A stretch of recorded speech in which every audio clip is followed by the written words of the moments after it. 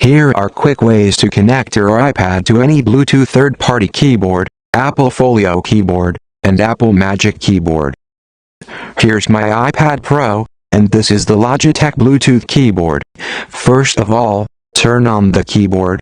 I'm turning it on from the backside of the keyboard. It doesn't matter which company made your keyboard, but you have to turn it on first. Then reset the keyboard to turn on the Bluetooth keyboard in pairing mode. Hold the pair button until the LED light starts blinking. Now your keyboard is in pairing mode, then go to the Settings app on your iPad.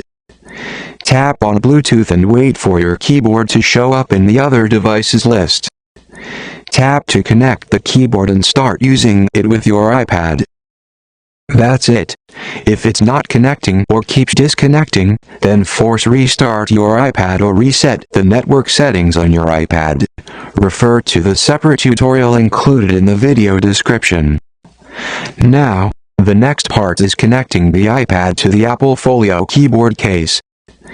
Check the charging connector on the backside of the iPad and align it with the Folio case where the connector is located. The Bluetooth keyboard will connect automatically. You don't need to set it up or pair it manually. Just start using it. If it's not connecting or working, then charge it with a USB cable attached at the joint. Otherwise, clean the connection area using a soft cotton cloth and check if the issue is fixed. Now the third keyboard is the Apple Touch ID keyboard that we use with an iMac or the one available in the Apple Store.